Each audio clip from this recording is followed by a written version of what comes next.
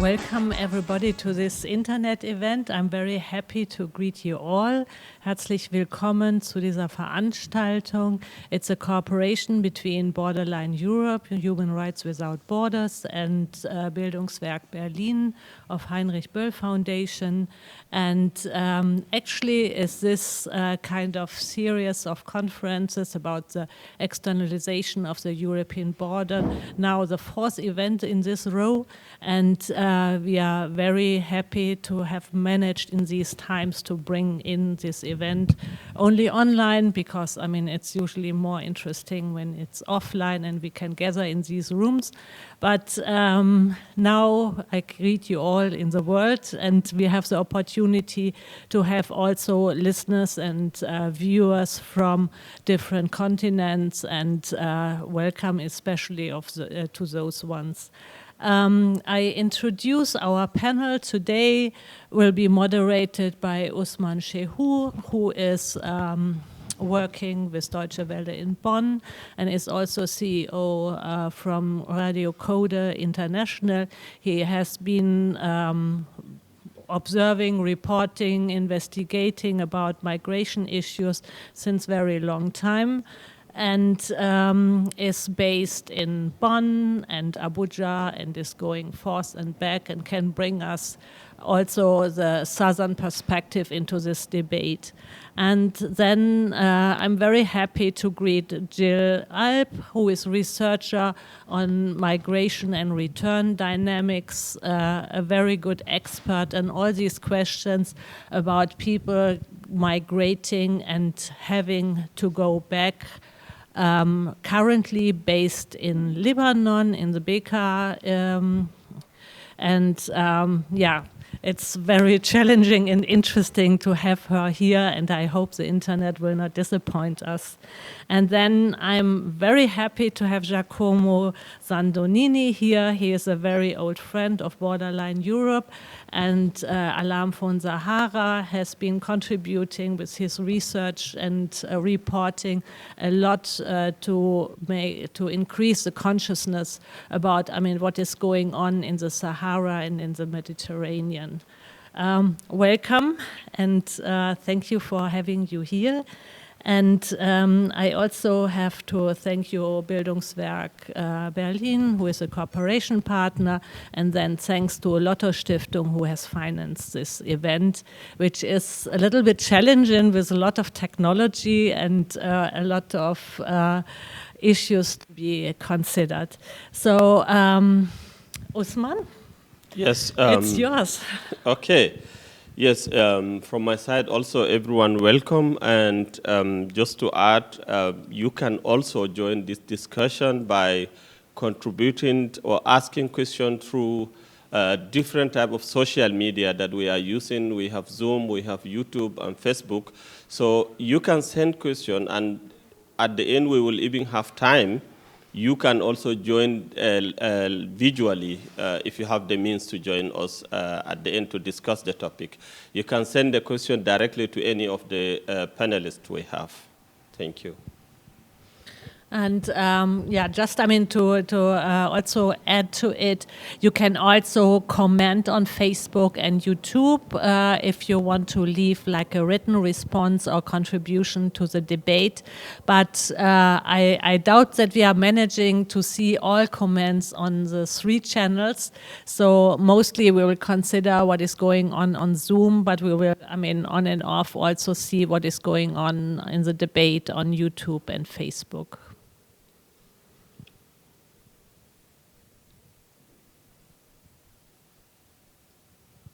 Yes, that's it. And then, like I said, you can prepare the question, and then if you want it to be read by we here who are moderating, either me or Andrea, you can do that. And if you want to be seen, you can also let us know if you have the possibility.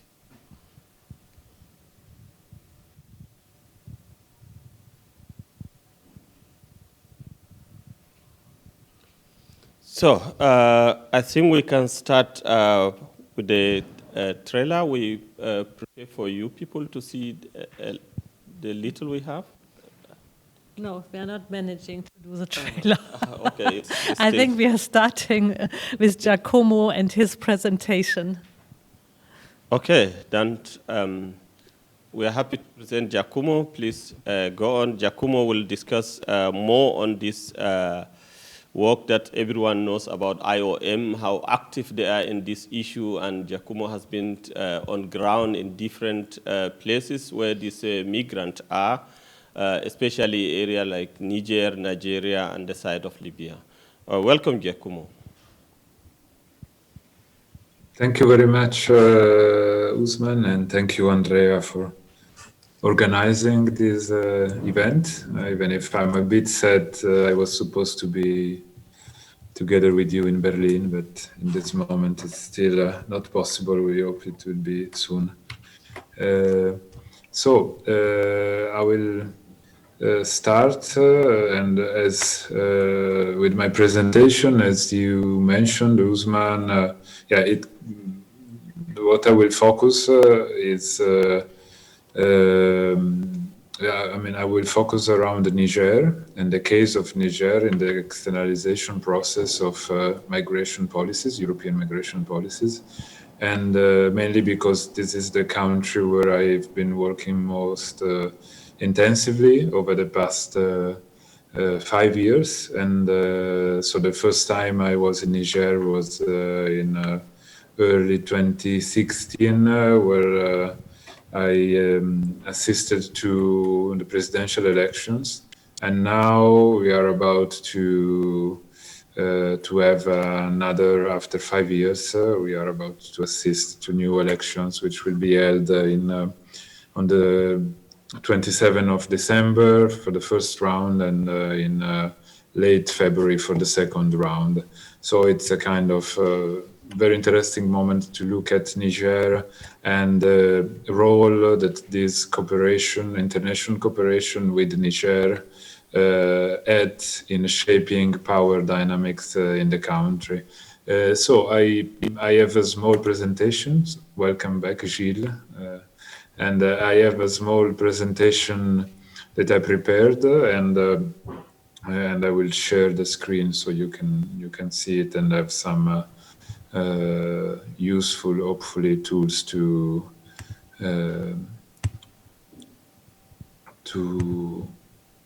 so let me see. Okay, here we are, and I hope you can all see the presentation. In case if not, let me know.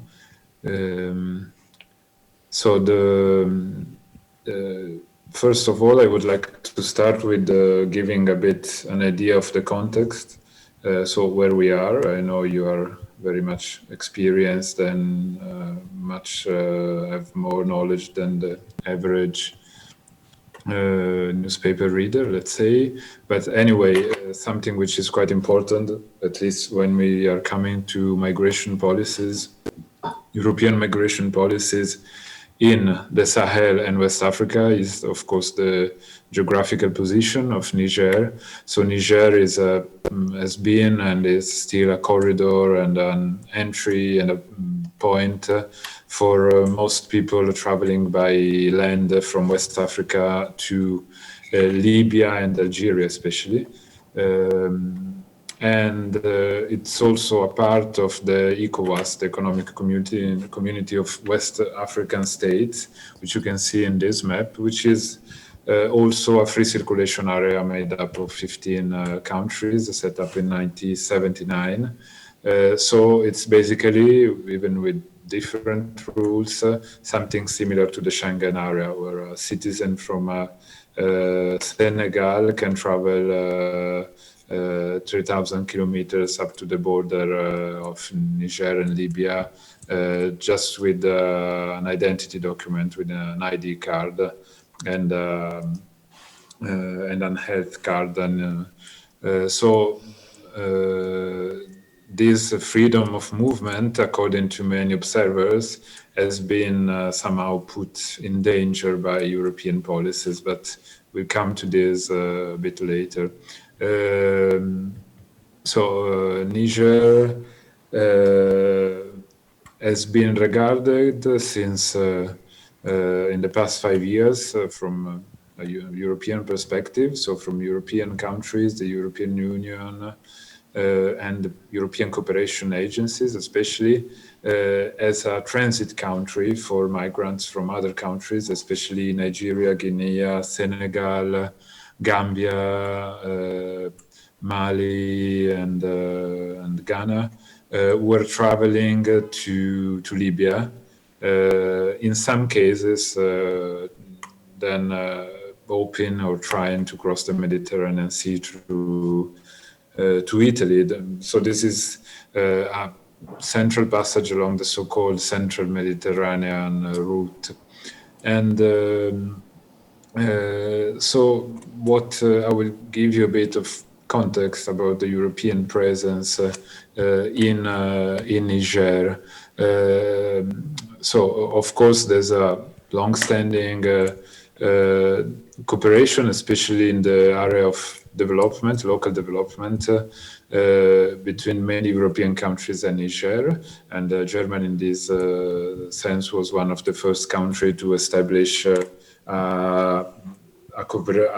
very structured development cooperation system within Niger, looking mainly since the 70s at agriculture, which is the main resource of Niger and the source of revenue for the majority of Nigerian. But then other European countries had some presence. Of course, France was the former colonial ruler, and as such has still today a strong influence over Nigerian politics. So coming to the European Union, which is connected then to the whole externalization process. Of course, there's a European delegation, the diplomatic body of the European Union, let's say, in Niger, which through different development is operational since 30 years. Then there's the Office of Humanitarian Affairs of the European Union also, because especially of ongoing food crisis in some border areas. And if we look at the past 10 years of the Boko Haram crisis in northern Nigeria, which spilled over into Niger, provoking refugees and internal displacement.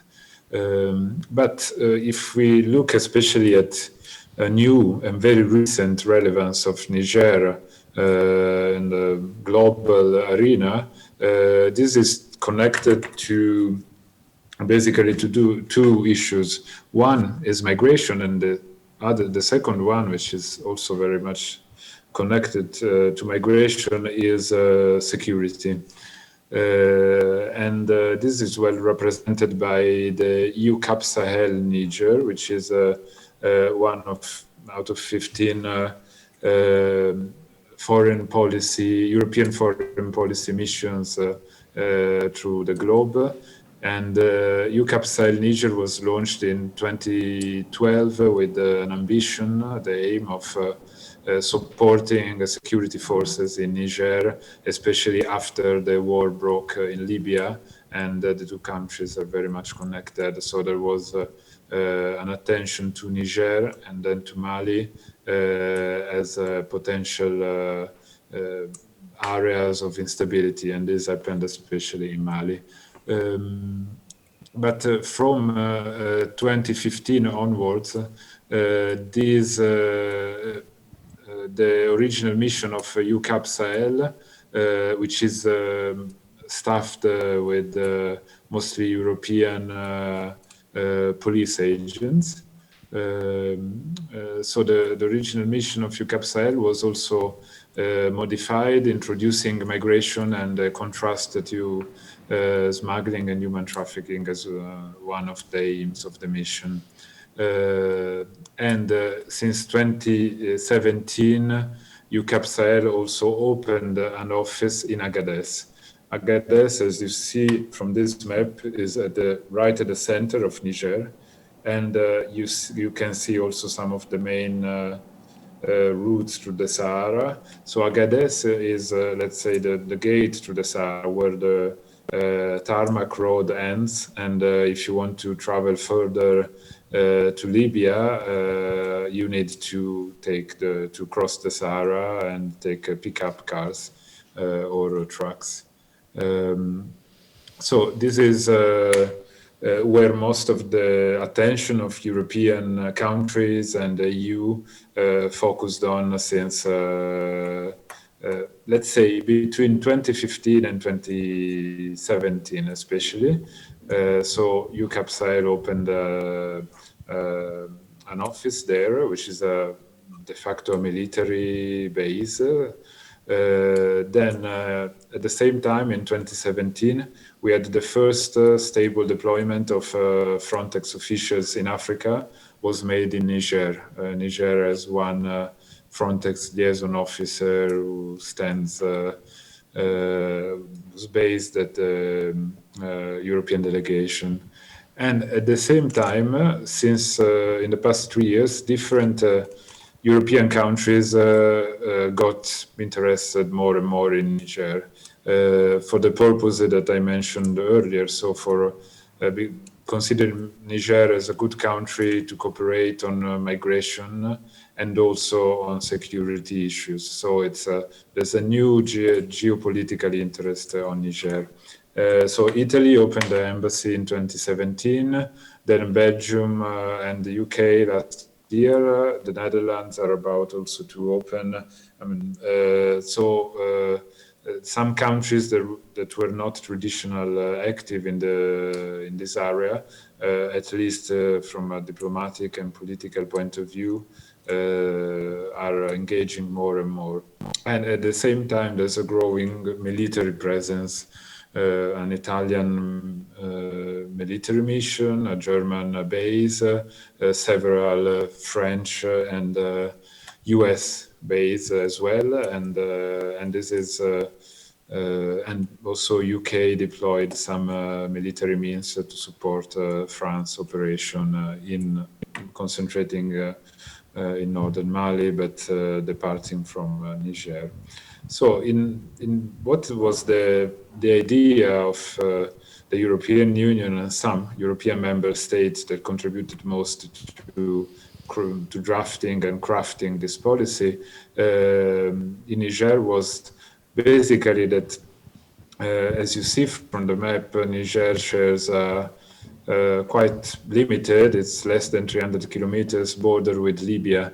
And the idea of the EU from, let's say, 2015 onwards, when controlling people departing at sea from Libya was still an illusion, was to start controlling the entry point. So looking especially at the border between Libya and Niger. So this is a stretch of land in the middle of the Sahara Desert, where in 2016, according to data from the IOM, about 300,000 people crossed this border going north from Niger to Libya. And of course, a part of these people eventually made it to Italian shores later. But as we all know, this flow of people was not only limited to people that wanted to cross Libya to reach Europe, but also people who were hoping to find a job opportunity in Libya and settle down, at least for some time in Libya, despite an ongoing conflict that got worse, as we know, since 2017 especially.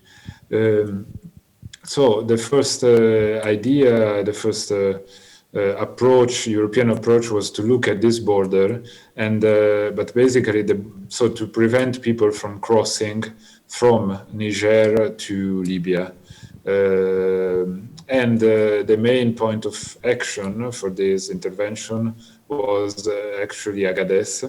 if we look at another important transit point on the route from Agadez to Libya, Dirku, which is a small town in the middle of the Sahara. To achieve this, the EU set up a different set of interventions, program funding, basically funding the local police, giving incentives to local police to arrest people that were considered as smugglers, and then trying to establish a program to create alternatives for people engaged in migration market, so they could leave working with migrants in transit to do some legal activity, and then a set of different cooperation projects that materialized especially, let's say, at the financial level through the EUTF, the European Union Trust Fund for Africa, so-called, where Niger was the second beneficiary country after Libya, with more than 270 million euros since 2016. So let's say the first point of interest for the EU was Agadez, and in this sense, with about 300 people arrested in Agadez, which were prosecuted partially as smugglers or facilitators, middlemen, breaching newly adopted Nigerian anti-trafficking, anti-smuggling and trafficking law. So this obtained some result in the short run, and the flow reduced a bit. But of course, as the flow of people, it's an important part of the local economy, the transit of people. So there were many, let's say, local negotiations in order to continue in different ways this activity. And then there was a second step in this strategy. That was when the EU and the European countries realized that the system they had set up with local authorities in Agadez and the region of Agadez was somehow working. They started looking at entry points, because they realized that once people got to Agadez, anyway, if let's say the Nigerian or Senegalese migrant made it to Agadez, then despite this system of control, it was still possible to avoid controls and move on to Libya, because we all can imagine that the desert is not an easy place to control, and also consider the region of Agadez is extremely vast. Is the largest administrative region in Africa, and it's almost the size of Italy. So, and with 500,000 inhabitants, so it's quite difficult to control. And so they shifted to looking at southern border, and especially. Since you can see marked in red in this map the borders with Burkina Faso and Mali, and a part of the border with Nigeria and Chad along the Lake Chad. So these borders are marked by insecurity due to insurgencies, both in northern Nigeria, East Nigeria and Mali and Burkina Faso, that also spilled over into Niger since 3 years. And so there's ongoing military operations in this area. So let's say, coming to migration control, migrants were not really passing through this area. The flow of migrants along this border, to simplify, we can say, was quite limited. So the strategy, the European strategy, was to strengthen border control over the border with Nigeria, especially, and partially with Burkina Faso. considering that in 2017, Nigerians were among the first groups of asylum seekers in Europe, and also the first group of African citizens arriving in Italy through Libya. So there was this idea of trying to kind of strengthen control along this very long border. So these, to do so, what they did, it's a very complex strategy made up of really tens, dozens, probably hundreds of projects, interventions. And what they did was to basically to launch, to reestablish some border control police checkpoints in border areas, to equip them and to equip them with also a fingerprinting system to collect data on migration and on people transiting and centralize them in EMA. And then also there is a sort of, let's say, more security-based approach,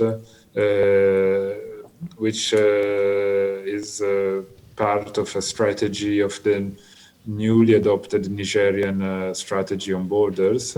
And what has been done over the past few years is to create a new concept of police units, and this is the more border control mobile companies.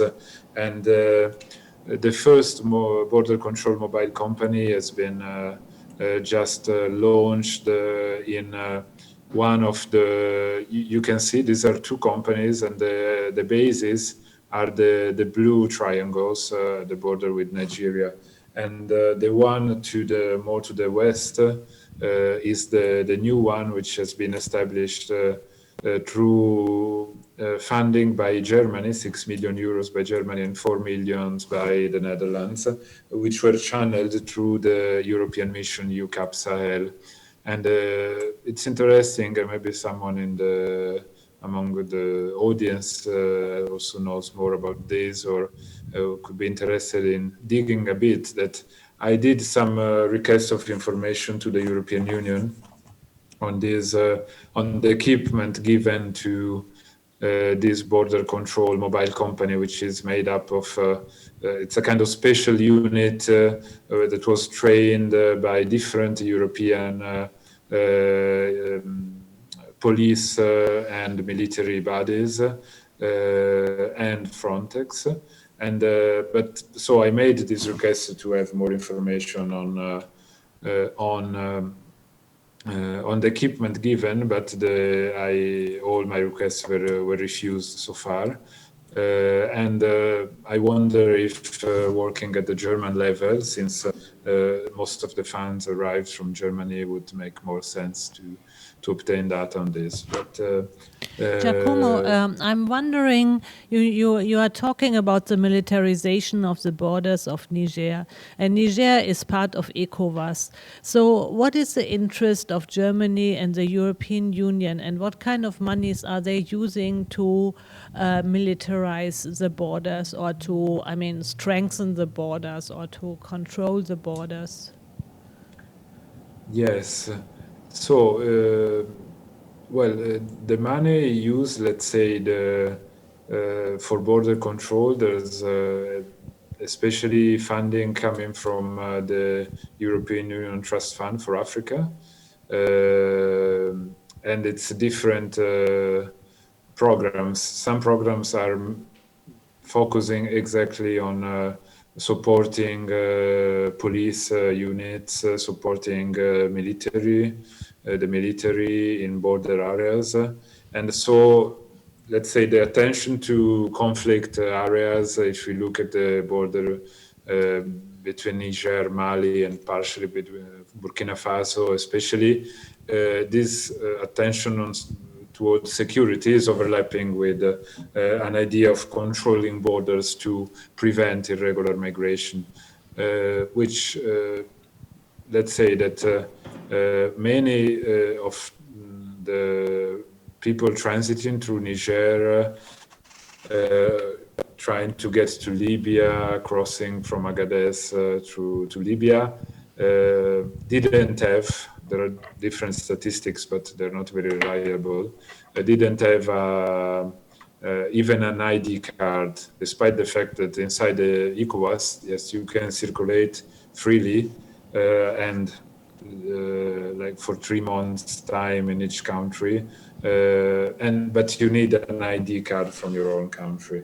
But despite this, many people were allowed to pass by, even if they didn't have an ID card. So the idea is to reduce this movement,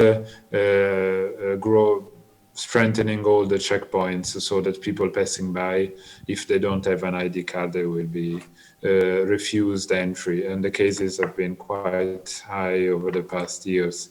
Of course, there was some diplomatic tension between Niger and Mali, especially, as I know, related to Malian people that needed to cross border, not to migrate to Libya, but just to for economic activity, and weren't allowed at some moment. And this is, I would say on my side, this is an open point because many observers wondered if the European intervention would endanger free circulation. How is it affecting the ECOWAS free movement protocol within the area if they use both local military and also the European military in this? Yes, thank you, Usman. Actually, European militaries are not used for purposes of border control, but because the main, let's say, there's the French mission Barkhane and the US mission are basically counterterrorism missions, which are operating in border areas where populations are displaced most of the time, using also drones, as we all know. And so they are operating directly, but not in border control, let's say anti-trafficking operation, but in counterterrorism operation. Looking at anti-trafficking, let's say, the idea was to reinforce local police forces and create these new border control, mobile border control units. So the first two have been created in these two areas along the border with Nigeria, and there are plans to build 2 more of these, always on the border with Nigeria. Especially the third one was expected to be built in the region of Zender, on the way from Kano, which is a very busy transit area and commercial area in northern Nigeria. So it is not affecting the ECOWAS protocol, if I understood. It is not affecting ECOWAS protocol. I don't have anything. I can't really say this is affecting so far. I think maybe we'll see it in the long run. Let's say the EU European Union is funding also the ECOWAS, and they are always saying our projects are sensitive to keeping the stand in line with free circulation in the ECOWAS. But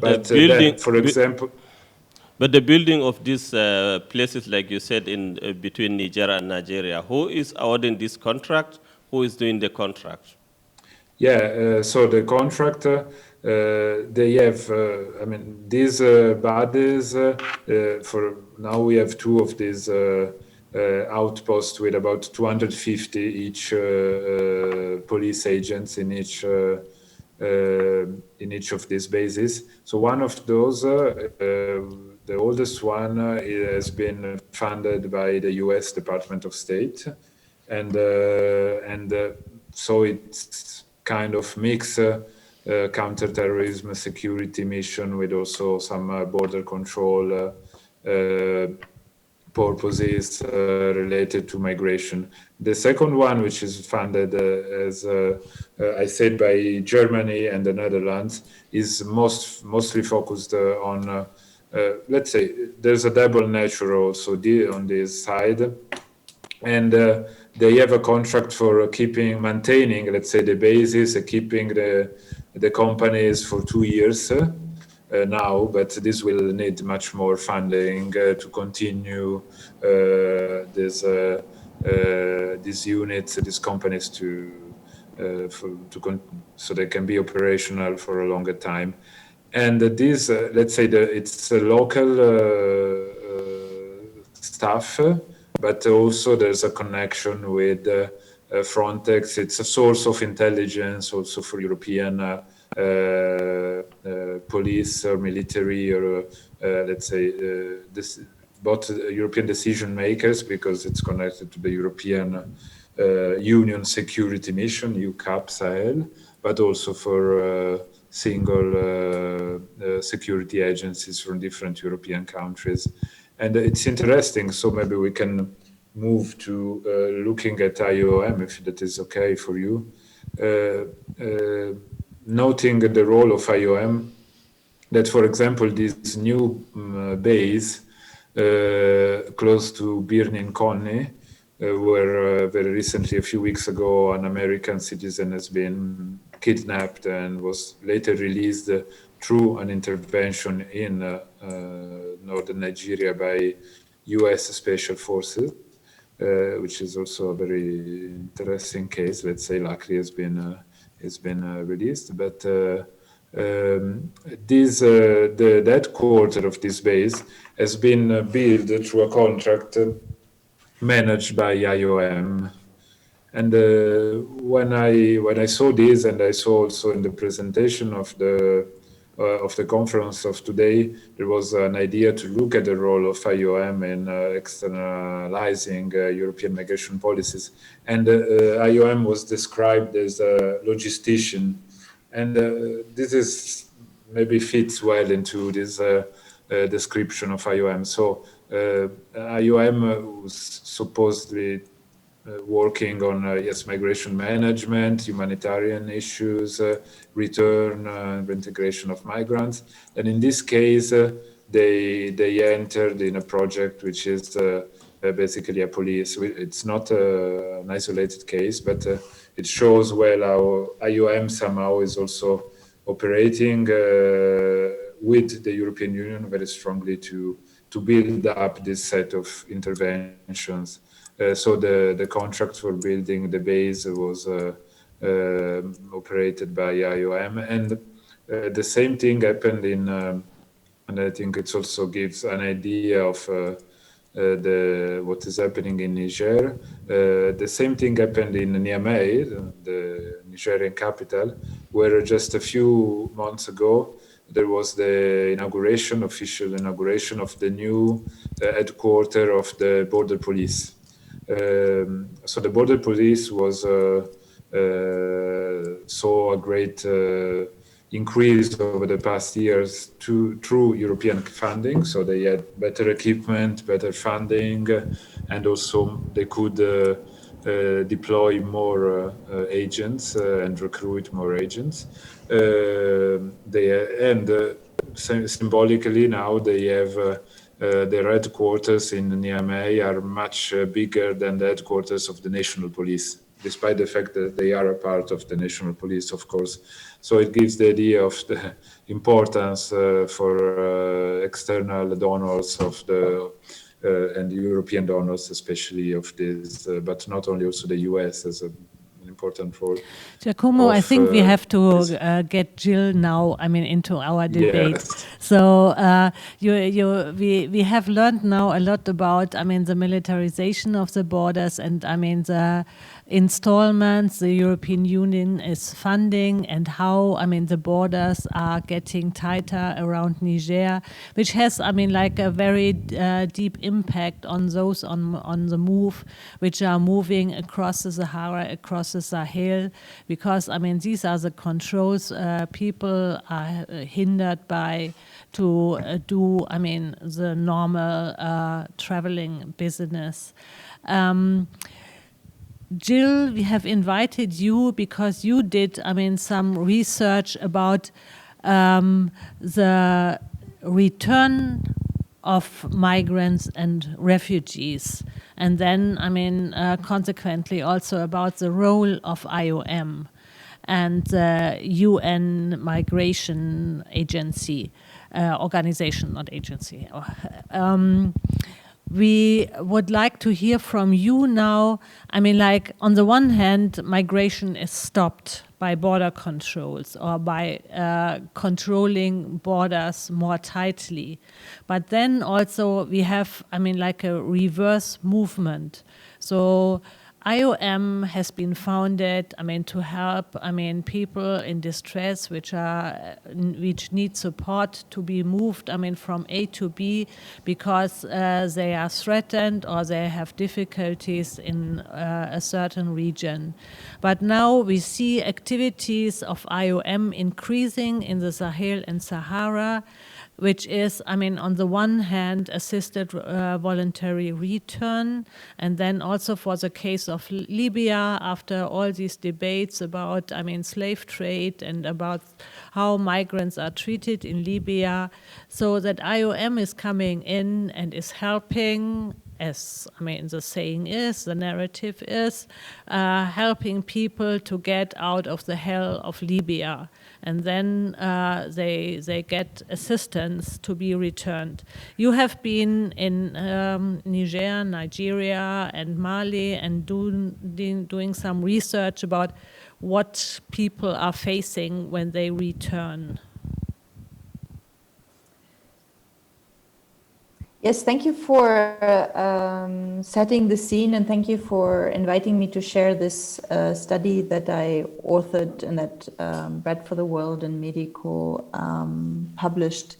And thank you, Giacomo, also for setting the scene in West Africa, and, so that I can dive in. I will come from the perspective, I will focus really on the migration aspects, and I will focus on returns.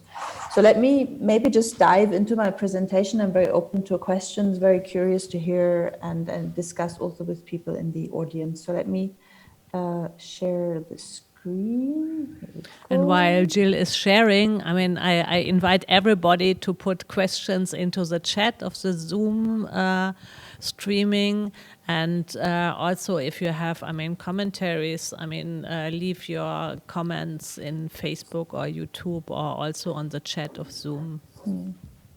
So Andrea already set the scene, and she was saying like, oh, is IOM helping people? And we just heard Giacomo talk a lot about migration control in the region. That's precisely the tension that I dealt with in this report that I authored, this tension between helping or controlling people. And it connects also to this question, well, is there now less movement? Or, you know, and the returns, and is return the end of the mobility trajectory of people's mobility aspirations? So that's where I will come in, really as someone who's done a lot of research on migration and access to asylum and returns, and now this specific case study.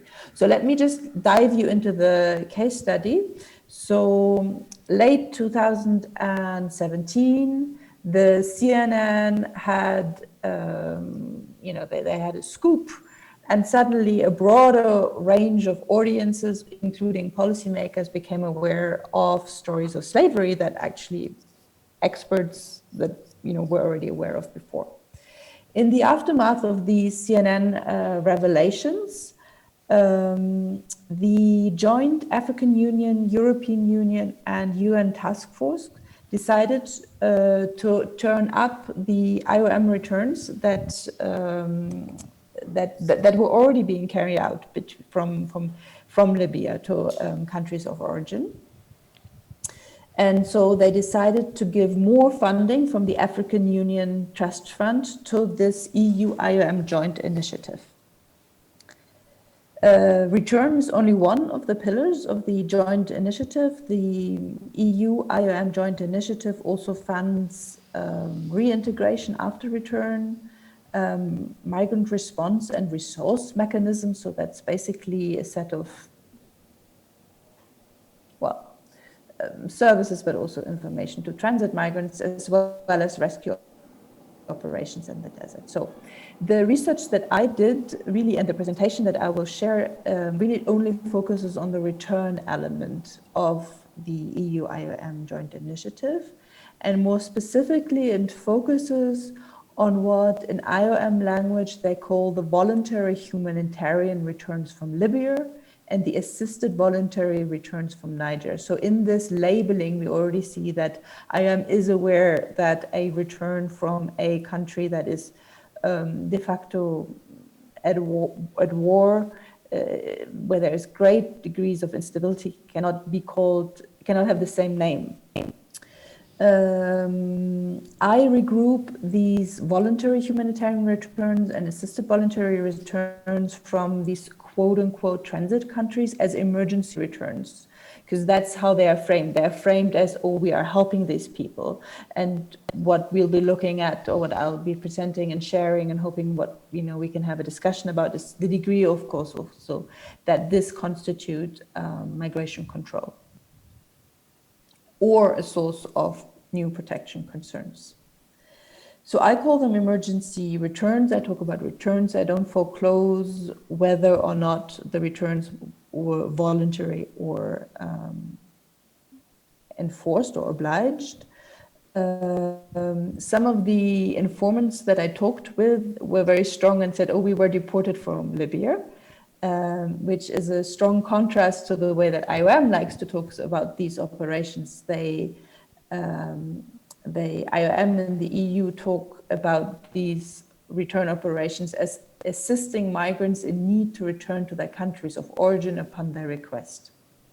So we already see that there is a conflict even of what words we choose to call the thing.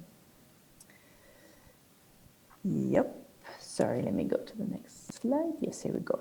So what I will be sharing is based on 3 months of fieldwork. I went to Mali to talk with people who had been returned from Libya and Niger. I went to Nigeria to talk with people who had been returned from Libya and Mali. And I went to Niger to talk with people who had been returned from, Libya. And I, of course, also, so I talked with people after their return, but I, of course, talked also with policy makers and institutional actors, including IOM. Just very briefly, the way that I unravel and unpack and analyze the data, the interviews with the returnees, is in terms of humanitarian protection principles. I thought that would be a useful analytical lens to just analyze what is happening. And so these humanitarian protection principles say, amongst others, that there is a responsibility for humanitarian actors, but of course also for the EU or any kind of donor for humanitarian funds. Sorry, the PowerPoint is doing what it wants. Yes, this is better. To also make sure that they are protecting people from harm, that there is impartial access based on actual needs, and that people can actually also claim rights. So these 3 axes are part and parcel of humanitarian aid. When I talk about protection in the report and here in this presentation, I go beyond, I don't just mean international protection in the sense of the Geneva Convention, so I'm not focusing on refugee issues. I'm really looking much more broadly, short-term needs in terms of right to life, emergency medical care, but also more long-term protection needs like social protection, access to healthcare and education. So this is just the overall context. So let me go into the flesh and the meat of it all. I will be making 3 points about the policy context and 3 points about the connection between return and protection. So about the policy context. The first point I want to make is about funding. So the returns from Libya and Niger, they are funded, they are part of the EU IOM joint initiative, and this is funded by the European Trust Fund. And for this, I prepared this slide where you can see that returns represent 9% of the EUTF kind of spending. So that's a substantial kind of share. Specifically, if you look at the actual objectives of the EU Trust Fund for Africa. Also, second point about funding is that when we look a little bit historically, then we can note that these sorts of return by IOM from transit countries started being operated precisely at the time that funding for search and rescue operations, was being downscaled and halted. So we see a shift of where the funding goes. It used to go to search and rescue operations in the Mediterranean, and now it is going to return operations in Libya and Niger and other countries. So that was the first point about the policy context and funding. The next point about the policy context is about the program design. So who can have access to what, where? I said in the outline that I'm framing and analyzing things in terms of the humanitarian protection principles, which are also about impartiality. Now, if we compare the right map with the left map, then we do have a tension. The right map is a map of mobility flows on the African continent. The left map is the map of the countries where the EU IOM joint initiative is operating. So what we can conclude from this is that not every African migrant can access this assistance in the form of return. Malian migrants, for example, in the Lake Chad Basin, in Saudi Arabia, in Angola, in Mozambique, they are not able to access assistance if they are in trouble and they want and need to return. In a nutshell, we can, if we just look at the countries, we can conclude that,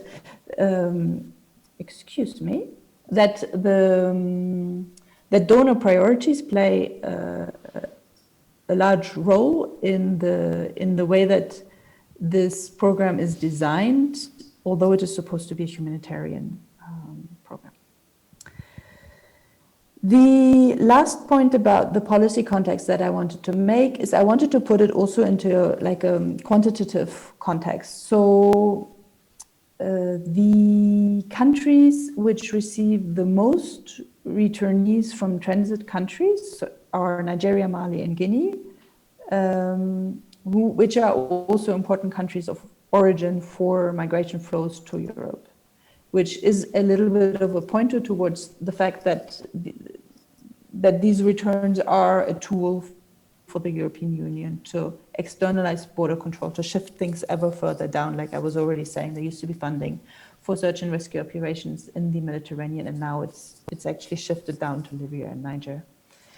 Also, in terms of scale, something to be aware of, the numbers that we are talking about for returns in transit countries or from EU member state countries are absolutely not the same. When we're talking returns from, for example, EU member states, we're talking in the hundreds of thousands. And when we're talking from return rates of, for example, Nigerian or Malians from transit countries, we're talking in the 10,000s. So there Gilles, before you go, you were on ground in Edo on this incentive. How actually it has been utilized, because it is a lot of money there. How are these returnees getting it, and is it working? Yes. So you're saying, stop the policy context, bring me some of your field work. Exactly. Yeah, because it would be interesting to know, yes, there's a lot of money going, and you were on ground. Is it really working for this returnee, the incentive? Yeah, maybe we have to discuss, the issues now. What kind of impact does it have? Is it stopping trade? Is it stopping migration? Or, if the agenda is a European agenda and they are spending so much of our taxpayers' money on it. Are they stopping, migration, or is it just, creating misery like in Libya?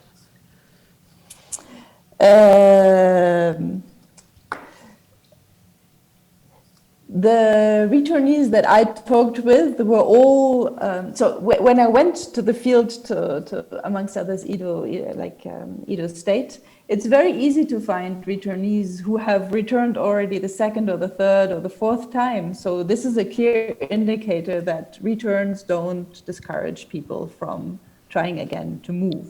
So the people continue and want to move and be mobile. You throw so many exciting questions at me. I can answer them very. No. It was for all of us. It was for Usman, it was for Giacomo, and it was also for you. You don't have to answer them all.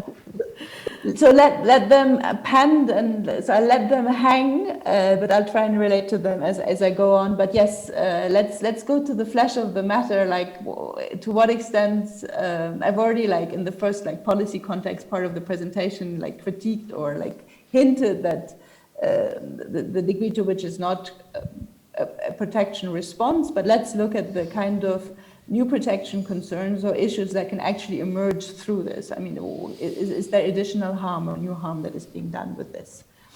So I want to say three things about this. So first of all, when we have returns as a supposedly protection response, does it address the root causes, which is one of these humanitarian protection principles?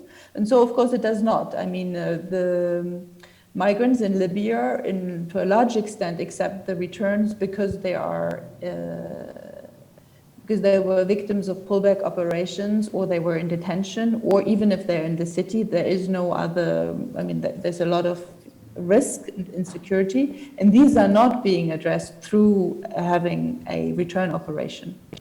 Also, if we're thinking of, like, do these returns address the root causes? Why are migrants vulnerable in the first place?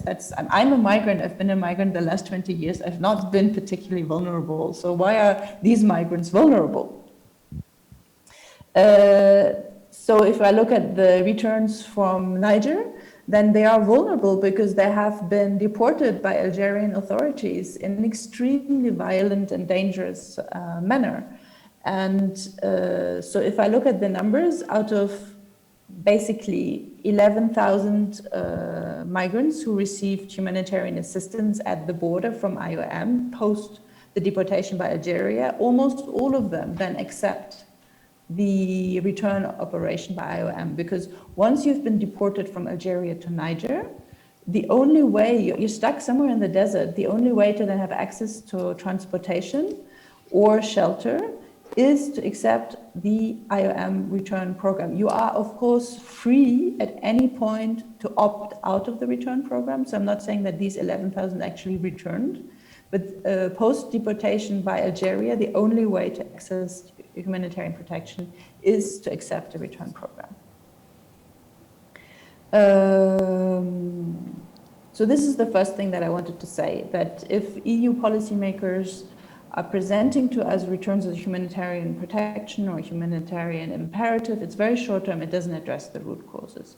The second point is that, yes, and returnees continue to also have vulnerabilities. There's all this focus now on always protecting migrants or giving reintegration funds and sources and resources to returnees. But what about the citizens? Once the returnees are back in Nigeria, they become citizens, and they are vulnerable also because the school fees are very high. There's no healthcare system that would protect and save you. And this plays out in the way also that the IOM's reintegration programs are operating. Even the success cases, those where IOM actually manages to stay in contact, I've put you the number, that's not always the rule, and where IOM manages to provide reintegration systems programs, they struggle with their small businesses because because emergencies happened and there is no there is no healthcare system, there is no social protection. So this is also the reintegration assistance programs. These are very individualized and they don't actually cater to the fact that these returnees have more collective responsibilities for their families. But also that they're vulnerable in the sense that you start a small business, but then your child falls ill, and then suddenly you have to sell the goods in your shop because there is no medical care to be talked of, or the books for the schooling system are expensive. So. Returns, in a nutshell, returns are also not the solution. It's not because we have a migrant that's vulnerable, return them, that then everything is fine. Particularly not if you actually unpack what is reintegration assistance. This is why I gave you this little, this photo. It's of one of the business trainings. I attended a business training in Lagos. And it's a part of these business trainings are just motivational talks, also like trying to get people out of the trauma. And it's a particular approach to development, also to only focus on individual businesses. The impact of that will, of course, be very, very limited. I mean, the returnees are very happy if for 1 week they're in a hotel and they get food. It's if you ask them immediately after the training whether they're happy, they're happy. I mean, they were in a hotel and they had food for a week. But what are the more medium and long-term impact of that also? I put you down the numbers on the left of the slide, where you see that there are returnees, but IOM cannot always stay in contact with them and is not able to actually deliver like business trainings and actual material support to everyone. And that is in part, to be fair, because the numbers were scaled up so much. IOM had envisaged and planned and prepared for a certain number of returns, and then because of the CNN revelations, it was really like scaled up massively. But I think this disparity between the number of people that return and that are actually then receiving reintegration assistance will continue to persist in the future, because people are continuing to be mobile. And it's also sometimes, if you really go just to the human level and the story, the returnees tell you that they don't have the money to travel from where they live to the IOM office, to lobby, to wait. I mean, IOM is trying to cater to that and to improve and to have like phone contact, that you don't have to physically go somewhere. But there are a lot of problems. It's not as easy as it looks on the website or in the glossary program. And part of it will be implementation problems, where IOM will say that we're improving, we're working on it, and they are improving and working on it. But some of them are actually also design challenges. And this brings me to my the last point that I wanted to make about the connection between return and protection. Because if you analyze what IOM does, and if you analyze what citizens and migrants do to protect themselves, then it's not exactly the same thing. IOM now offers these business trainings. They offer like small-scale funds for small-scale businesses, actually also increasingly collectively. So that's very interesting. It's one of the solutions that IOM found also to deal with the increase of numbers of returnees for whom they now have to cater. That a lot more of these businesses are supposed to be collective businesses. So that's one of the deliverables that these business skill trainers have to deliver at the end of the business skill training. They need to deliver groups. They need to have put, or the returnees need to have put themselves into groups, because these businesses will be group-based. So it's not me, I have my business, it's a group who has a business and who needs to live of it, which poses questions about the economic viability of these small businesses. It's supposed to also make the businesses more sustainable.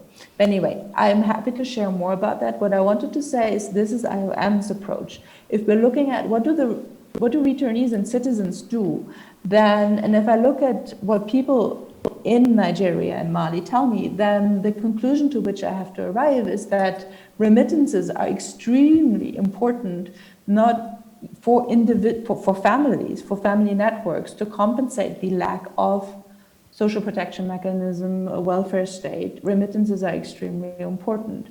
And if I look, for example, let me tell you 2 stories, and then I shut up and we'll listen to all of the questions from the people in the audience. Yeah. So do you want to hear about Seydou or not? Yes, please. Okay, let me tell you about Seydou. So he's an IOM success case. Like IOM managed to stay in contact with him, he got his training, and he got a small truck with which he can move and like transport things and make an income in this manner. He's really a successful case. But even in this success case, where he has this blue little car with the IOM logo, he continued to lobby his brother in France, like, bring me over, like, this is not enough income. Like, we have family members, he was in Bamako, we have family members in the village of origin, they need more. When somebody's ill, we need to send money. We have the school fees of the brothers and the sisters and the children of the brothers and the uncles and the nephews and the cousins. And we have a collective responsibility for this. And with this small individual business in Bamako, I can't do it. So the brother in France refused or wasn't able to bring Seydou to France, but they struck a deal. So whenever somebody in the village needs money, because there is no other form of social protection, the brother in France sends it to Seydou and they pretend that it is from Seydou. So, and they do it so that Seydou's honor is also maintained. That he can also feel worthwhile and that he's contributing to the larger family. But the fact is that he's only able to fulfill his role as a responsible adult and responsible family member because he's got a brother in France who's sending remittances. The other story that I wanted to share is of a Cameroonian woman whom I met in Bamako and who had gone through these, like very difficult migration routes.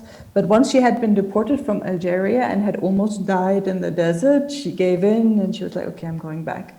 The thing that she told me, the one thing that consoled her about accepting IOM's return program was that in the 6 months that she had been in Algeria, she had been able to save some money, send back some money, and her brother had been able to build a house for herself and her children whom she had left in Cameroon and the children of the brother.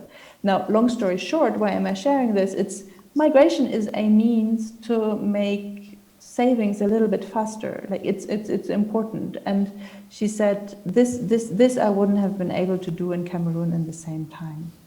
So mobility continues to be important. It's not because people are returned that this need for remittances, this need for mobility ceases. Geographical mobility, like the desire for social mobility, continues to be connected with geographical mobility.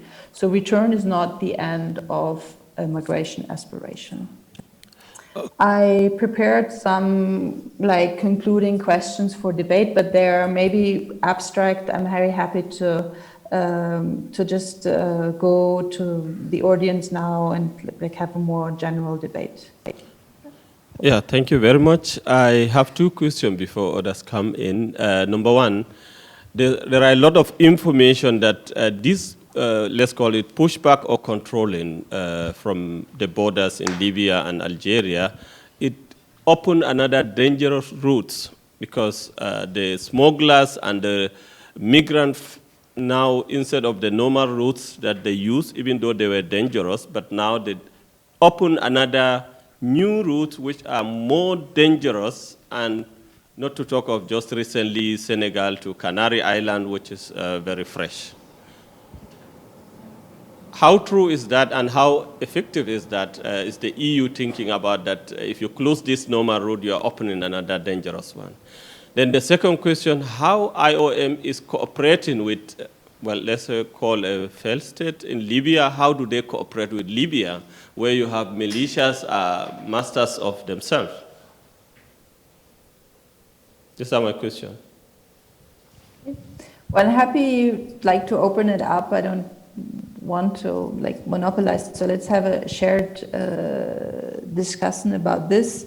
I can just answer in very general terms. Yes, it is. Every time you close a route, another one will open, and yes, it will be more dangerous. There's empirical evidence about that. I'm not sure how much it plays into actual policy processes.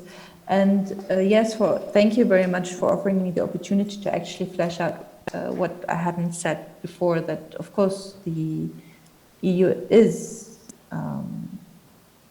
channeling money into the hands of the Libyan Coast Guard. And so is in that sense part of the problem of why the transit migrants in Libya are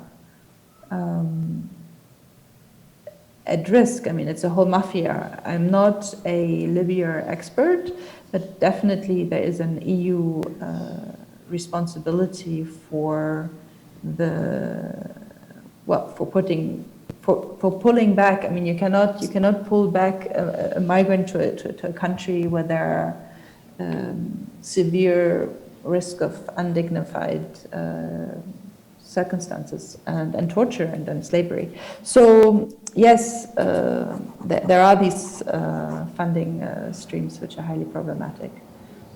Yeah, maybe Giacomo can help us with that, because Giacomo, you'd have been doing intensive research about how the EU funds are used. I mean, they are, officially developmental aid, and then does it really support development? And does it, improve the living conditions? Or as somebody in the chat was asking, does it fight root causes of migration? Yes. Well, I think as Gilles showed minutes ago, most of the funding, if we look at this new instrument from the EU, which is the European Union Trust Fund for Africa, so-called, the name is much longer, to tackle the root causes of displacement and irregular migration. Of course, there's a big part of the money was aimed at exactly this idea of tackling the root causes, which is also very much discussed because among scholars and researchers, because there's probably not a real such a simple connection between improving access to job opportunities in Edo State and reducing migration. It can also be that the case is the other way around. If someone has some more revenue, is more likely to move on to increase even further his revenue until he's in a position where he believes his life is dignified. And so this is, of course, a big issue, looking at this European approach to using development cooperation funds to intervene in the migration dynamics. But then coming to the diversion, let's say, what someone said is the diversion of development funds into funds for border control. Yeah, also the trust fund has proven to be quite an example of this use that, according to European Union officials, doesn't pose any problem because even border control is a form of building up state capacity, and building up state capacity means also development. So this is the approach basically. But if we look at the trust fund, for example, we see that equipment to the Libyan so-called border Coast Guard has been funded through the Trust Fund for Africa. Equipment and bases for military forces in the Sahel have been funded through the trust fund. Of course, it can't be offensive equipment according to European rules, but someone can argue that whether this equipment can have a mixed use. So it's a civilian equipment that can be used also for a military purpose. And we are speaking about quite a lot of money. If we look at Niger, for example, the immediate impact on the vulnerability of migrants, of increasing controls at the level of Agadez, especially, and on the way to Libya, has been the fact that drivers, to avoid patrols by security forces, had to take much longer routes to the Sahara Desert. And still, so the people from Alarm, Phone, Sahara are exactly trying to look at this, at people who've been abandoned or who've been with some problem or were blocked somehow somewhere in the desert. But anyway, there's no data. Sometimes we hear some declaration saying the number of migrants who died in the Sahara is twice than the Mediterranean. Well, basically, we don't have any data on this. The only data, the most reliable data we have so far, is the data produced by IOM, which is collecting information in areas close to police or military checkpoints. So, of course, this is not where migrants have been passing by. Okay, there's something intervening. While we are talking about illegal migrant, I would like us to talk about legal migrant. What effort is the EU doing about legal migrant? Because there's something, I don't know, there was an agreement to calm them in, everyone who wants to come to Europe legally go to Chad, put his application there. Can anyone of you tell us about this program? Because we always talk about illegal migrant, but what about the legal migrant? And what about this plan that if you are in Mali, you have to go to Chad? Even the way to go to Chad from Mali, they are not part of ECOWAS in Chad. How can the people go to Chad and apply to come to France or Germany? Yes, maybe I can say something, then I'll leave it to you, Gilles. So what you're talking about Chad, which is it's also an interesting kind of example of how communication worked at some moment. So there was a few times where there was an initiative pushed by France in 2016 and 17 that was described as creating hotspots in the Sahel. And now when we speak about migration to Europe, we are quite used to identify an hotspot with a place where people are identified, and whether there is an asylum claim, the claim is somehow not assessed maybe, but there is, let's say, a division between economic migrants and refugees. And so it's a transit area where magically people should be identified depending on their claim or the right to continue travel or to stay in the territory of an European country. So this idea actually then that was proposed by President Macron, and then also Italy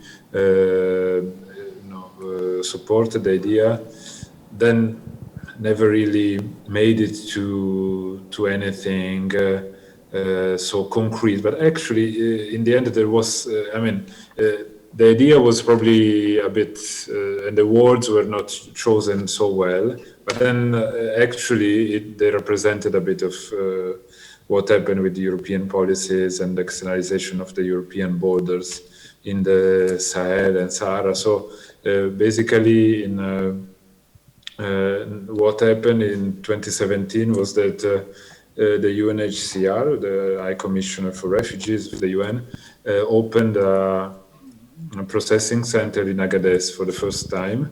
And the idea was that people that were intercepted, rescued by IOM in the Sahara, so they were somehow stuck in Niger before or on their way to go to Libya, were to be were channeled into voluntary return programs to their home countries. But in the case that among these people someone declared himself as a refugee that couldn't go back, then yes, they could access to a refugee status determination process and then opportunities for resettlement. So to move on from Agadez to Europe and from countries in the north of the world. And Chad, there was a similar idea with Chad, but the numbers and the system and the conditions of Chad are very different. So basically, the real place was Agadez for this sort of experiment that turned out to kind of have immediately some problems, because after a few months from the opening of this center UNHCR facility in Agadez, about 2,000 Sudanese citizens, mostly from Darfur, but also from South Sudan, a few of them, arrived in Agadez, mostly from Libya.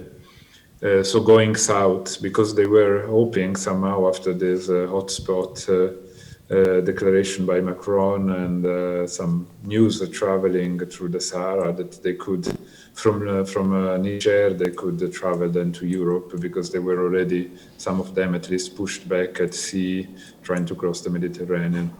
And so an idea that was,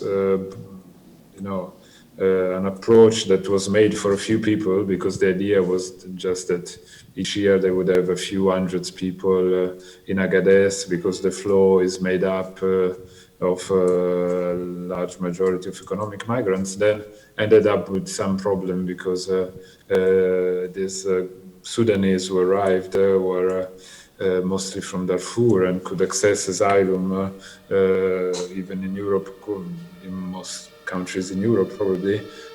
So they were there and they got stuck in Niger somehow. So it's a kind of an unintended consequence of an European approach to save the humanitarian part, but also reduce migration. So keep a balance between these two sides of the European policy.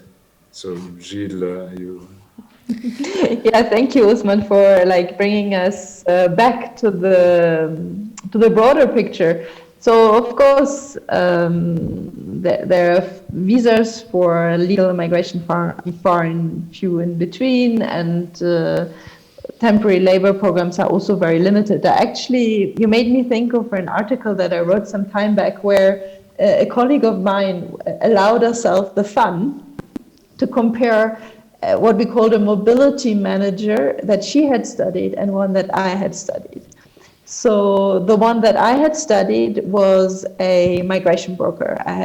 That was one of my first research projects. I worked with migration brokers with men who were selling visas, men who had development agencies that functioned like travel agencies. Other people might call them smugglers or traffickers. I called them migration brokers, and just looked at, well, how do they relate to people who have migration aspirations? What are their relationships? When is trust broken? Aspiring migrants give money, then can they actually travel? Anyway, that was my research, but my migration brokers. And the fun that we allowed ourselves is, and I shared it in the chat, is to write a comparative piece where we compared migration brokers with the EU. A colleague of mine, Lisa Akesson, had done a study in Cape Verde where she had studied an EU program that promised to do precisely what you had asked, Usman, to be an avenue for legal migration, to be, like a labor migration, a hotspot for information about legal migration. And her research showed that actually the EU, through this, well, not the EU, but this specific EU-funded program, had managed to send 4 people out, which is also the success rate of my migration brokers. So I leave it. I leave that pending. I mean, of course, it's not to be taken too literal as a comparison, but sometimes the words that we choose give or take away legitimacy. But yeah, sometimes there is a lot of showcasing before we do something about legal migration, and then if you look at the realities, there's actually less.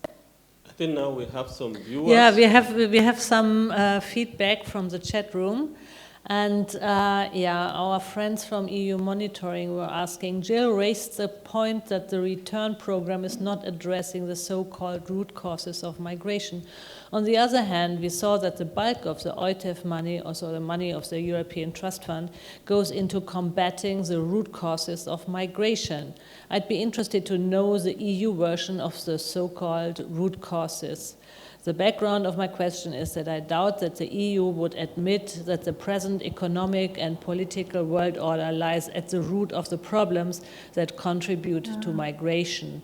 So in short, what do they mean by root causes? So it's a question a little bit about, I mean, like, what is the official policy of the European Union, and what is, I mean, the practice on the ground, and how are they selling, I mean, the new security policy of the European Union? And then there's another question. I mean, is there any form of local activism against IOM interventions, counter campaigns by local groups, or something similar? The question, I mean, what is civil society saying about that? I mean, like, Usman, I mean, like, what are your people saying about, I mean, all these efforts of IOM, Frontex, all these activities of having new borders, invisible walls in the area, stopping migration and mobility, which is, I mean, like, essentially, I mean, like the heart of, I mean, Africa, to be mobile and move. You want to hear from me? Yes. Okay. And also from let Jill, me tell because you she from has my been on side. the ground. Let's hear Osman first. Yes, from what I know, what IOM is doing with this so-called civil society, or the civil society, is that they used to organize workshops to change the perspective of their job. They gather journalists, like training journalists on migration. These journalists goes back to their medias, talk about IOM good job, and this is what the public consume. That is, IOM is doing this and that. So mostly these people who receive the messages, they get only the perspective through where IOM is giving workshops and so on. Some of the activists who were very hard in local area like Agadas and so on, they are being employed to be staff of IOM. People who are supposed to, especially it is like saying at the beginning, these are the people who smuggle, so we need to incorporate them into our program. But most of these hardline or these activists, you said, you think that supposed to stand and talk and check and balance how things are done, most of them are already employed according to the information I have. But you were on the ground. Tell us. Giacomo? Yeah. Okay, or Jill? Jackie, no, you want to you go first?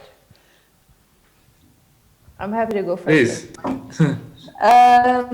So there's 2 questions, so I'll say 2 things. About the, first of all, thank you so much about the question of this. Basically, it said on one of the slides that 55% go into fighting the root causes. And to be very honest, I'm not exactly sure about the EU's understanding and definition of this particular funding line. I would guess that parts of it, not all of it, would be funding for awareness-raising campaigns about the risk of migration. But I would that can only be part of it. So I would have to actually follow this up. But thank you so much for the question, and we can be in contact also over email to dive into this. The second question about, what is, it's a general question about also society in some of these countries of origins or in some of these countries in West Africa. What I saw on the ground is that actually to be a returnee it's like a new business model. I mean, it's all of these organizations need their returnee spokesman, and so it's a way also to make money. I mean, some returnees organize returnees in groups and also offer to sell interviews. I mean,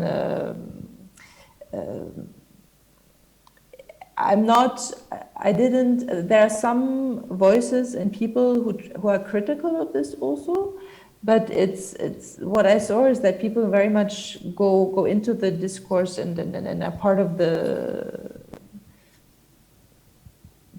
I mean, it's, so basically, let me just give a more concrete example. So how does IOM do its business training models? They need the legitimacy also of like returnee or migrant voices. So they operate also through returnees who then are able to change their social status by selling like business trainings or by doing awareness raising against the risks of migration. So there's a commercialization also of the migrant voice or of the returnee voice.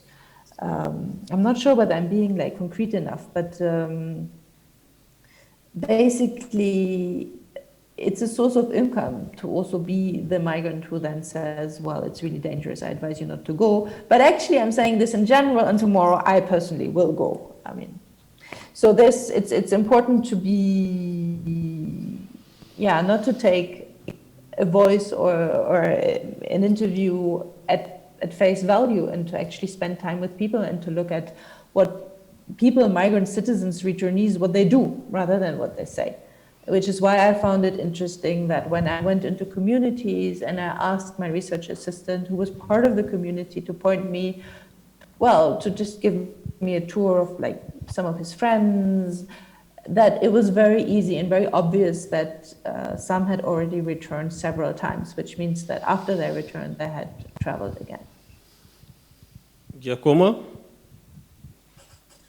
Yes, well, maybe I can also add something. It's a very huge argument, and it's really interesting. I would say there's, in my experience, what I've seen, yes, as you mentioned, in different countries throughout European funding, there's been an effort as a part of these European policies to shape the narrative locally around migration. So doing training, I just received an announcement for a competition, a reporting competition launched just today by IOM in Nigeria, for example, around migration. And of course, it's an interest of IOM and IOM donors to work in some way. Then I find a bit naive to portray this as a neutral issue when it's speaking, especially using terms like irregular migration, probably wasn't something really much popular years ago in West Africa. Especially considering there's this huge area of free circulation of people, but now it's entering more and more also because of this training. There's local civil society, of course. I wouldn't say it was critical about IOM, but critical somehow. If I look at Niger, where this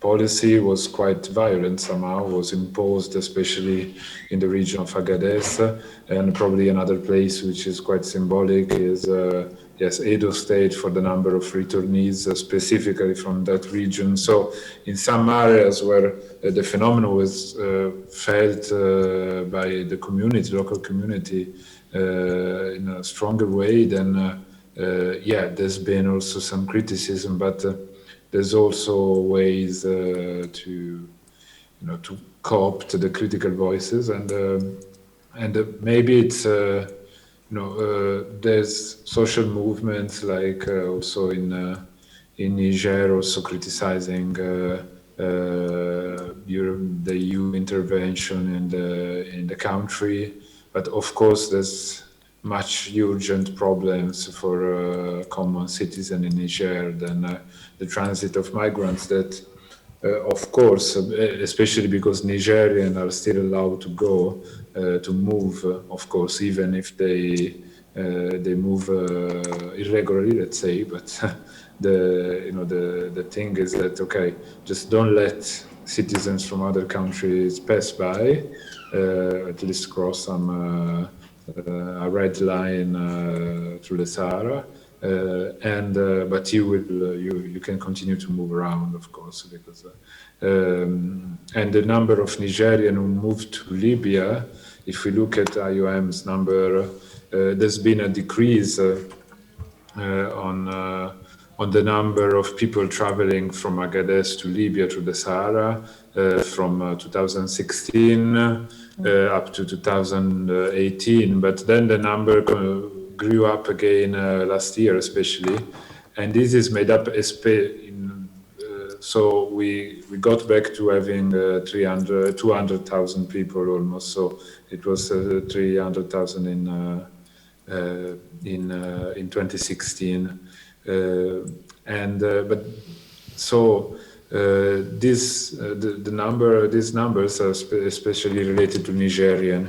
So there's an idea that Nigerian can still go freely, and because there's an awareness by European policymakers that Nigerians are not likely to travel to Europe that much. The Nigerian community is very small in Europe, and they don't have enough funding to move on. Most of them are staying even in southern Libya or southern Algeria. So I think also this is interesting how certain flows are not completely considered by this set of policies. But then the reaction by local civil society is of course there. And when I was in Nigeria, I was also in Edo State. I was also surprised in seeing how many organizations run by former returnees came up over the past years in Nigeria, trying to intercept funding, especially because using this narrative is a sort of win-win game, because it makes sense, because that's where the money are, so it makes sense for everybody, let's say, for NGOs, because if they craft a project using the migration or root causes narrative, you have more chance to get the project approved. For local governments sometimes, because they can attract funding from European governments, because they can, and the European Commission can say, okay, we did the job, and we tried to do our part in this, even if they might be aware sometimes that this is not always working. But then in the middle of all this story, there's the people who, as Gilles said, have a much more complex situation, and they just want to improve their living condition, and so they're willing to move through other means, through other ways, so this is, it's a system that has been built up in a few years, especially in the past 5 years, which will need to be fed continuously in order to maintain it, to make it working. It will be oiled through funding increasingly, and the next 7 years financial framework of the European Union is also apparently, from what we know from the draft budget, going in that direction. Yeah, there is one other question. You want to come in? I would love to just share one story about this broader question that we were discussing about, well, what are the critical voices and how how one of the migration brokers with whom I was working in Anglophone Cameroon, I mean, he was selling visas and travel programs and ended up in prison at one point. But he went to a demonstration with his staff against illegal migration, because his understanding of illegal migration was that illegal is if you go through the Sahara. Precisely what he was doing was legal migration, because he was selling papers and making people travel through the airport. So we have to also be aware that that people have their own understandings of certain terms. There was a question now from the chat that there is whether there is any data on the impact, on the economic impact of these new borders. So wait a second. The question is there data about the new border controls within the ECOWAS region is affecting the economic development? I am disconnected. What a pity. I can't read it on. But the question is, I mean, in general, IOM is getting a lot of money. They are dominating the narrative. They are, I mean, like collecting data. And I mean, their data is considered to be valid. So is there a counter narrative? Is there research, I mean, be it from the academia, Jill, or be it from journalist side, about the economic impact on these new borders, especially in the corona times?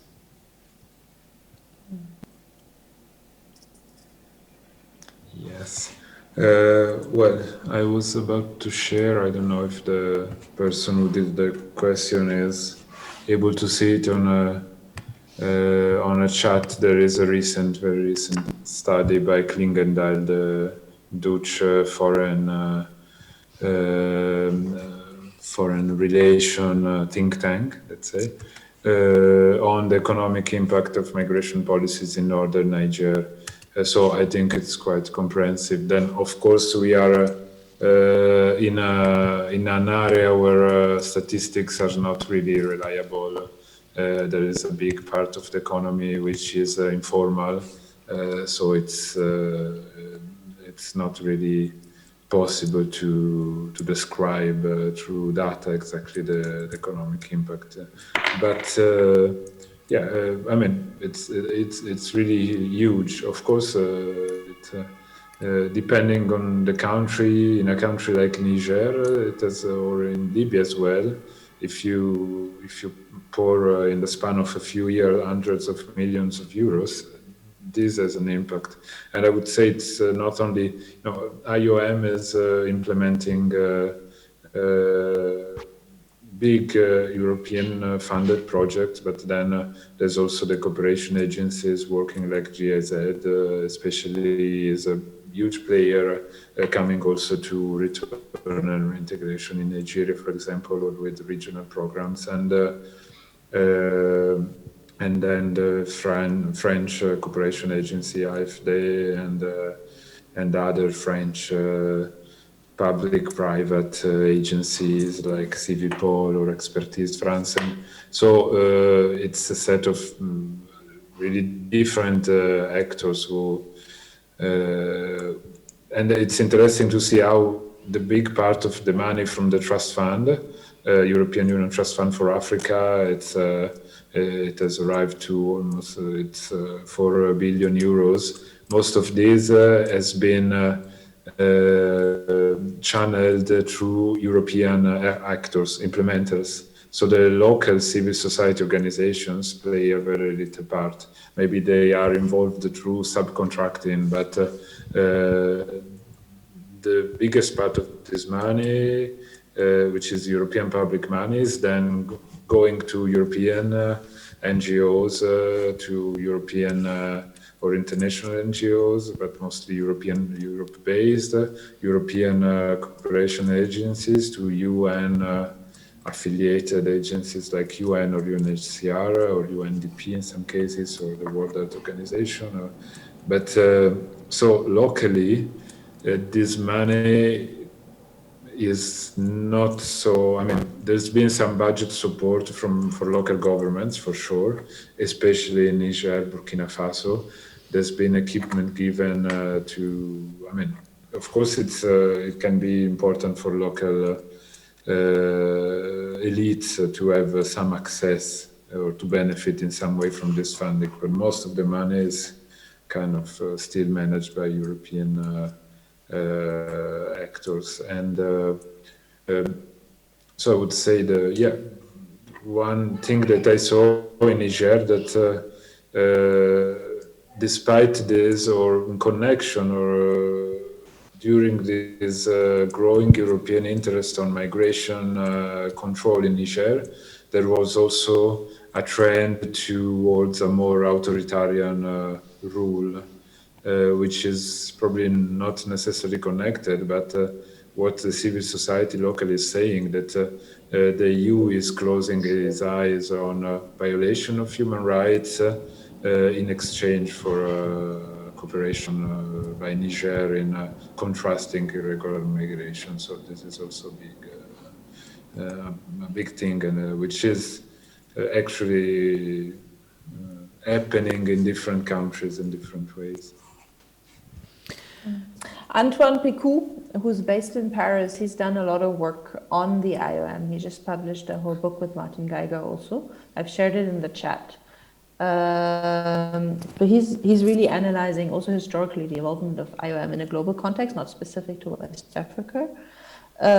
When I was in when I was in Nigeria and Mali, also doing interviews with IOM staff, I was struck that because they have such a presence also in like remote areas in Niger, they sometimes have data that other agencies or actors or institutions cannot have. But because of their mandate, but not just their mandate, actually also their funding model, which is which is a lot more project driven than other UN agencies. And now IOM is a UN agency, organization. They don't necessarily publish everything that would be needed, for example, from a human rights perspective. So this is something that struck me. At one point, I found out that they knew stuff which was relevant from a human rights perspective, about refoulement, about access to international protection. And of course, they collaborate with UNHCR, but they had data. I mean, just what I was getting in the interview, because I was pushy, was just so much more exciting than what I got in the data sheet. So maybe there's some reflection also to do, because IOM has the capacity to because they are just so much more present in some of these border spots, in these Sahara places. I mean, who has the capacity to be there? But there's a lack of capacity in terms of just analyzing certain situations in terms of human rights, and then actually just processing that data also in terms of human rights, because it's all framed by the donor priorities and the return narrative. So yeah, counter narrative or pushing IOM to publish in a more share data differently. I don't know. I just noticed that they had data that was very exciting and relevant, but it wasn't in that fact sheet. There was a program immediately after this CNN report you mentioned from Libya. We saw many countries like Nigeria taking their people from different camps back to the country. But why is it not happening in Niger, where you have a lot of camps? And are the government, this program, has it stopped, or is it still going on? I think that was just a part of the emergency response. I mean, you're right to point out, because now we're like beating IOM, you're right to point out that following the CNN revelations, a whole series of Western African states mobilized their own money and their own resources to participate in these repatriation programs. So I think the answer to your question is that it was the specific emergency situation in Libya with the slavery stories, which isn't quite the same as sort of the suffering that you have of people post-deportation from Algeria. That would be my answer to your question. But it's very interesting. I mean, your question points us also to the role of African states themselves. And that gets us back to the question that, well, it is if we're thinking short term and immediate term, then it is a rescue operation. People were suffering in Libya, but just can that be the structural long-term response? And isn't there a need to be a bit more smart? But generally, leaders of countries where these people come, we hear Europe is talking with one voice, always try to block the borders or try to control them from there. But in your own research, how are the effort of the leaders of Africa themselves to unite and discuss about this issue and take it serious? Because these are their citizens, and now their citizens are being calm in their own continent. What effort themselves within the leaders? Because, like I said, the Nigerians started flying these people on their own. Generally, as AU as a whole, what do you understand their effort in ending this? That was the immediate aftermath of the CNN revelation. I think it has stopped now, from what I understand, in Nigeria and Mali. It's just IOM doing the return operations. But your question it points us to the question of the kind of responsibility that African states have and how they connect to their citizens. Maybe I can just give one small little example, which maybe illustrates some of the tension. So the IOM is under a lot of pressure to, of course, also do monitoring and evaluation of the return and reintegration programs. It's mission impossible because numbers are so high. I mean, it's a very difficult task.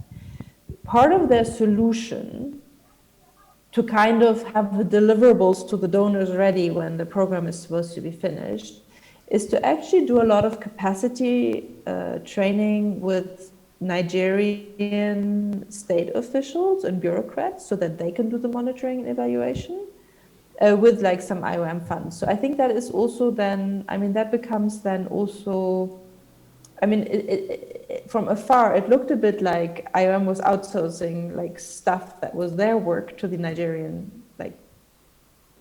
like bureaucracies, like ministries and bureaucratic instances, for which they were then like partially paid. So it's interesting also to look at the money flows to which kinds of state actors, and then how does that create a gap maybe also to citizens, or the citizens, like if they have an anti-migration discourse, as Giacomo was like beautifully illustrating, can of course also make money. So it's, I suppose I'm making 2 points, like there's all these, like for example, when I studied like the migration and development agreement between France and Cameroon, it was very clear that there were visa advantages for diplomats, but no visa advantages for general citizens. So we have the gap also between, I mean, there's not just the Nigerian state, and different actors, like different state actors or different social classes within a society will benefit differently from collaborating with the European Union that wants to stop mobility.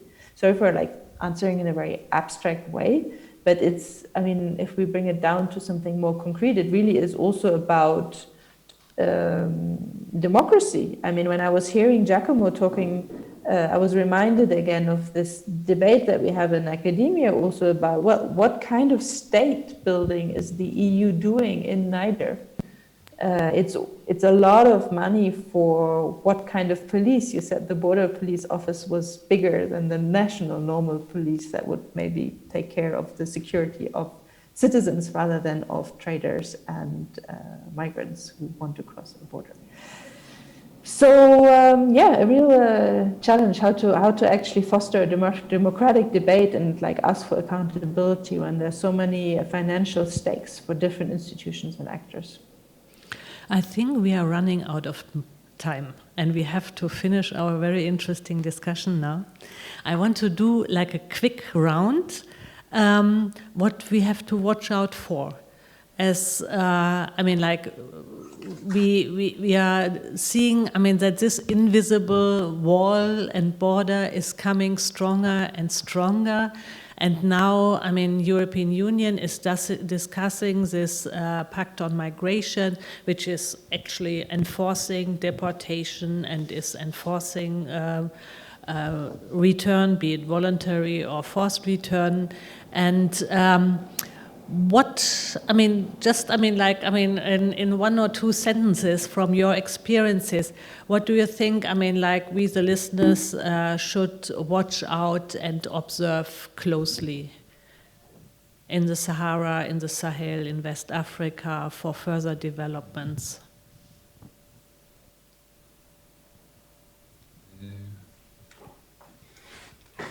Oh, nobody can answer. I can go first question. if you want. I can go first. As a migration specialist and professional now for like 15 years, I only do this like day and night and like from Monday to Sunday. I would like to say that actually migration maybe isn't all that important for what the real stakes are for people in West Africa.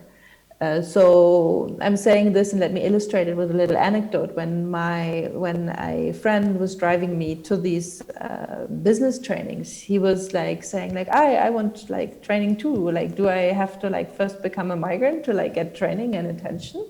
I mean, let's watch out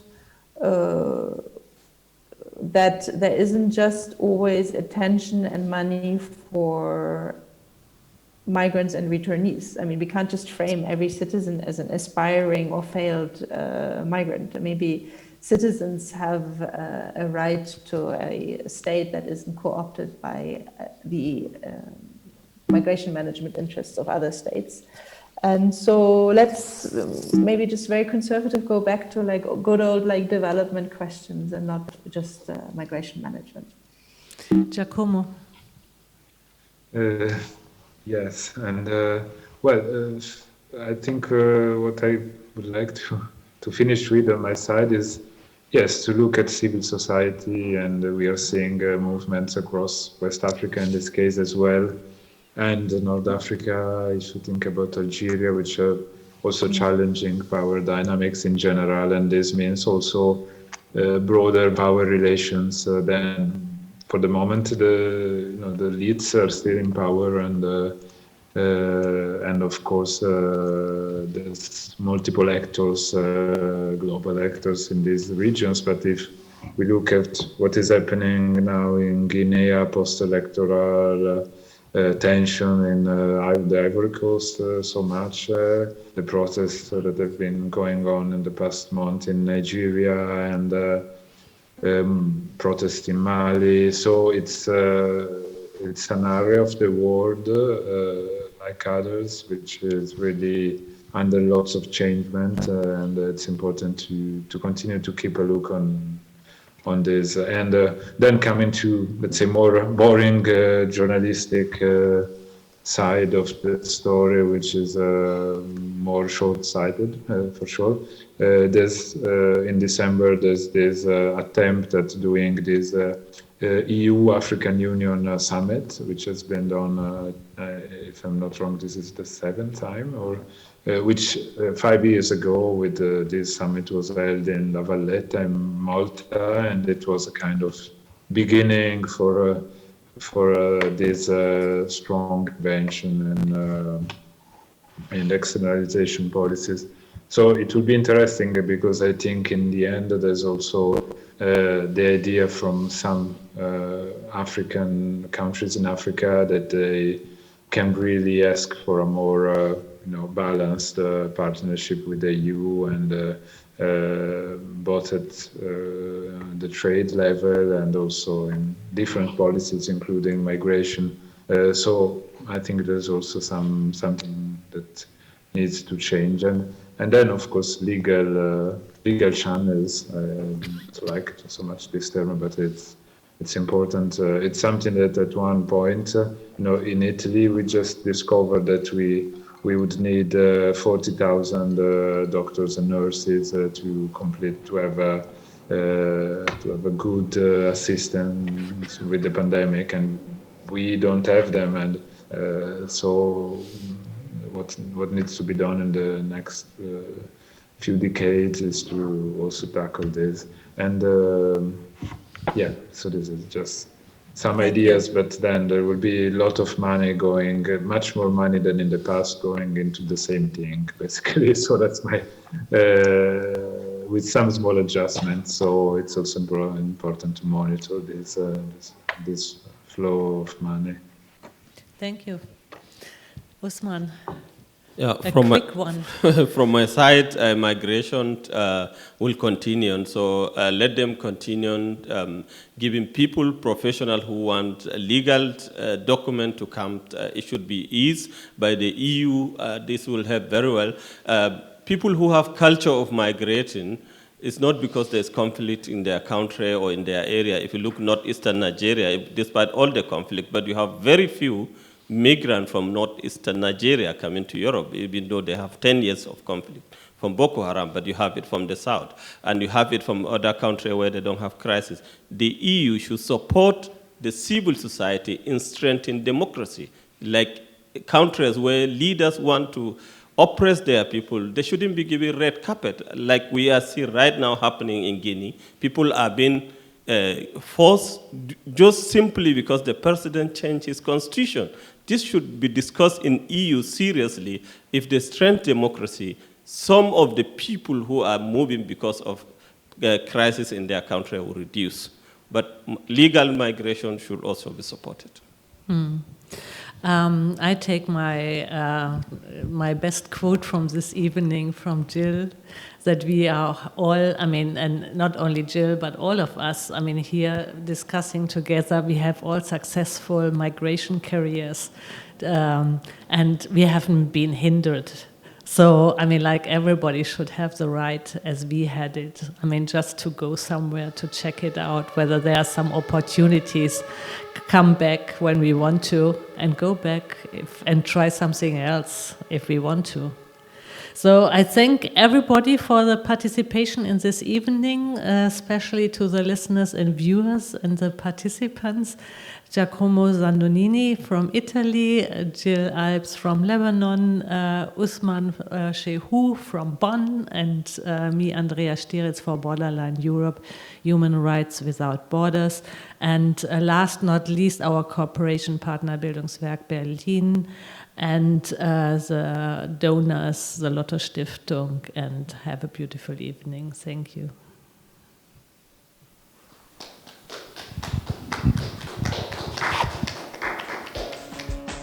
Now